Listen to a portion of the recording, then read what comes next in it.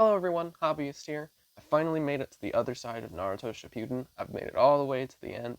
And I gotta say, my opinions didn't really change much on the show as a whole. I still think that Sasuke was underdeveloped as this semi-villain that was going to be inside of the show.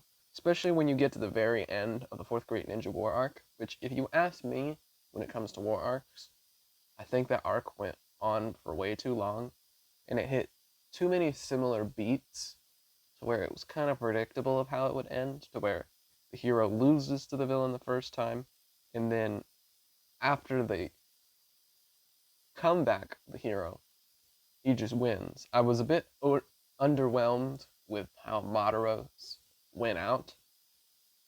I mean, he essentially just got sidelined for a god to face Naruto and Sasuke. Which that fight in of itself wasn't bad. Obito's death didn't really feel anything for him. I just kind of felt that Obito was just a simp for Rin. And it's kind of the sad part about it, is because characters like Mr. Freeze, who have a very, very similar motivation to Obito, feels more developed in comparison. With Mr. Freeze, we got at least an idea of what their relationship was like, and that we got to see that relationship and how much it meant to Mr. Freeze before it was eventually ripped away from him. I still very vividly remember the Heart of Ice episode in Batman the Animated Series, where everything sort of began to change for Mr. Freeze, to where now Mr. Freeze is Batman's most sympathetic villain out of all of them.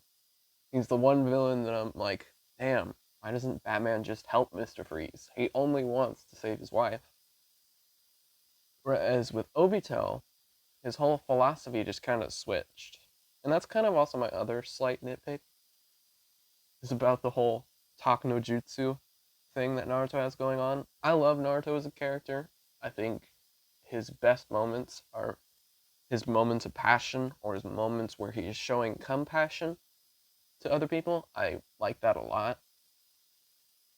But with Obito, I feel like Obito's parallels with Naruto was only in their dreams to become Hokage and nothing really else.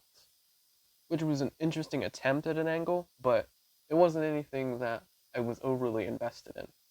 Because there was just so many flashbacks, but a lot of it was just repeating the same old, as if you weren't keeping up with the show. And that was kind of something that took me out of it. Generally, when it comes to flashbacks for me, you can use them, but especially towards the end of the war arc, it was so much. It just kept happening over and over again.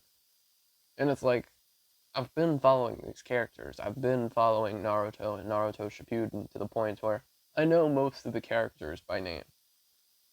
And they'll either say something or an action will happen in the show which will remind me to where the flashback doesn't seem necessary. And I honestly do also gotta say, fillers in between every 4 to 2 episodes, and sometimes it's even every other episode is just a filler, was a little bit annoying. It's like, come on, just let me get through the arc before you start spamming me with filler. But I will say, the one filler episode that I was enjoying more than anything else, was when Kakashi revealed his face. I was honestly intrigued. But yeah, the fillers in between everything just kind of threw off the pacing for the war arc, which I already believed to have been running for too long. And then when we come out of the 4th Great Ninja War arc, and we're back with Sasuke being the edgy character more than a villain, I'm still not invested in Sasuke at all. Going into a bit more spoilers-ish, when Sasuke puts Sakura in a genjutsu before he retreats off to the final valley for the battle between Naruto and Sasuke, I honestly think to further show just how dark Sasuke could have gotten, I honestly wish he would have just killed Sakura outright. I think then it would have been more surprising, there would have been more at stake, because then we got to see that turning point to where now it's more believable that Sasuke will do anything to achieve his dream, even killing his friends. But he never had the balls to do that. And that's just super annoying because I wanted to try to get invested in the Sasuke's character. I really did. But he never pushed the envelope or pushed boundaries or showed anything of villain-esque characteristics in perspective to other people around him. If he was going to be dark like the show wanted to portray him to be, if he wanted to be this edgier, going off the deep end, is there any hope of return for Sasuke? I wish he would have just killed Sakura outright, and then things could have pulled up that question. Because it would have been like, oh, I think there's no point of return. This man just killed Sakura. But I will say, a positive note on the other side, Naruto's wedding, I liked that a lot. I don't know if it's really filler. I guess you could sort of call it filler, because it definitely felt like it. But I watched the last Naruto movie prior to getting into the wedding stuff, and it kind of just made the experience a lot better. So that's definitely a positive note on this other half, is that just seeing that wedding come together, that Hinata's finally gained the confidence to be with Naruto, and that Naruto got to accept that he also had feelings for her. I really enjoyed that a lot. It was a very sweet, a very tender moment for the two of them. And then, of course, it was always funny just watching the rest of Naruto's gang just run around and find the wedding gift and all that sort of thing. And then, not gonna lie, when Naruto asked Iruka to be his father at the ceremony, that kind of touched me a little bit.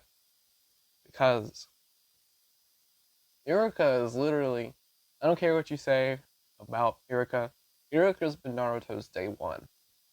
Literally, he was the first person that acknowledged him, and just seeing this journey and how deep this relationship between Iruka and Naruto is, it just kind of hit me a little bit. It made me feel all warm and fuzzy inside. So that was probably the only positive to come out of the second half of the series. And as far as overall, in comparison to all other anime that I've watched, Shippuden as a whole is definitely better than the original show. But I think that the lack of villain development and the amount of filler episodes that are in between everything really hurt the show. It really does. So, if you ask me, as much of a hot take as this might be, I don't think Naruto should be considered big three in anime. I just don't. Could it be the influence that it had? Possibly. Could it be the way that the show is stylized or the concept? Possibly. But when you're talking big three anime, I always keep thinking that a big three anime has to be something that is influential to the anime culture, but also has to have a very good story to go behind it. You ask me, even though I don't think it is, Dragon Ball should be a big three anime. I know that Bleach is a big three anime, and that One Piece is also a big three anime. I could be wrong. Sometimes the big three shifts depends on subjective taste. But I don't think Naruto is big three. But that's just my opinion.